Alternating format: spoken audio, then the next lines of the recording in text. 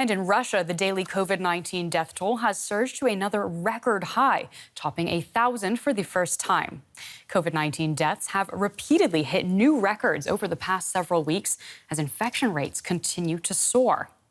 The disturbing trend is fueled by continued vaccine hesitancy and a reluctance to toughen restrictions. And despite the government developing a vaccine, only 29% of Russia's 144 million residents are fully vaccinated. Ambulances race through Moscow's streets. Outside of the city's hospitals, this is one of the few signs of Russia reaching its highest daily death toll since the pandemic began. There are hardly any official restrictions in place here, and the government has ruled out a nationwide lockdown. 2/3 of Russians are still unvaccinated, and polls show half of them plan on staying that way. Mistrust in the government and Russian-developed vaccines, along with mixed messages from officials, has contributed to a trend of vaccine hesitancy.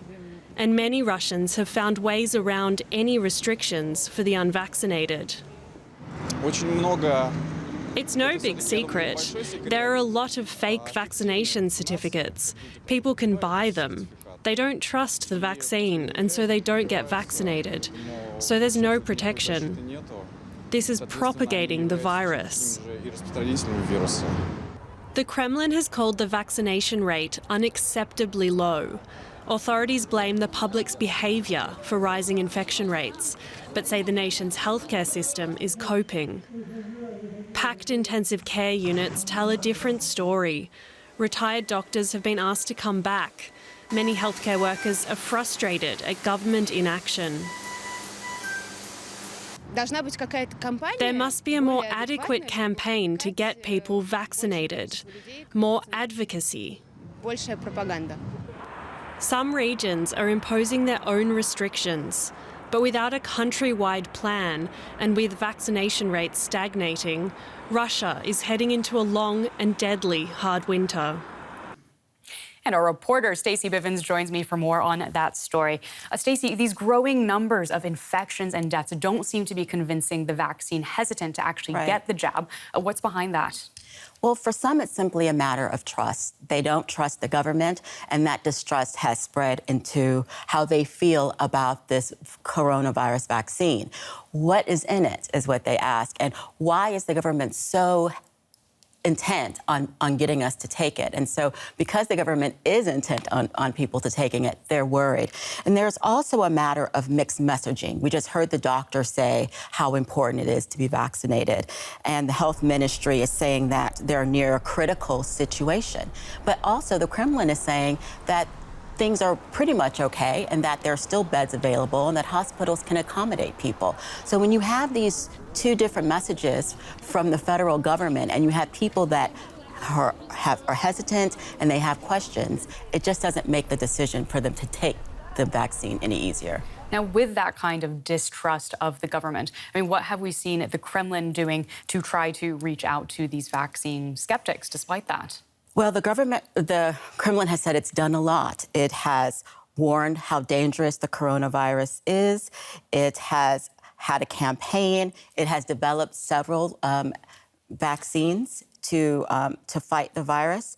And so now it's pivoting. It's saying it's up to the people. They're blaming the residents themselves for not getting vaccinated. They say that they've given all of this information to people.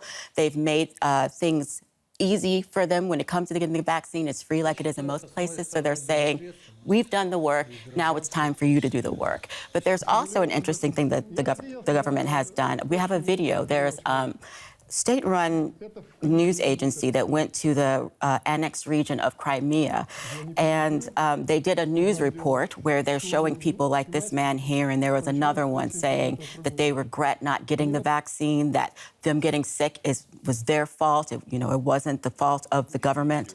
Again, they have regrets, and showing the doctors working hard. So the government, again, saying, it's up to you now. What else can we possibly do?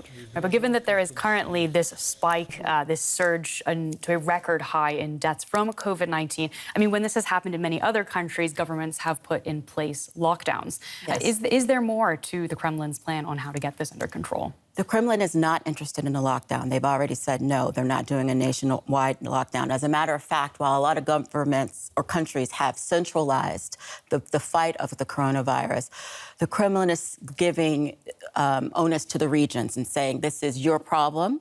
We have built this infrastructure. Now you guys go out, and if you want a mandate here, that's on you.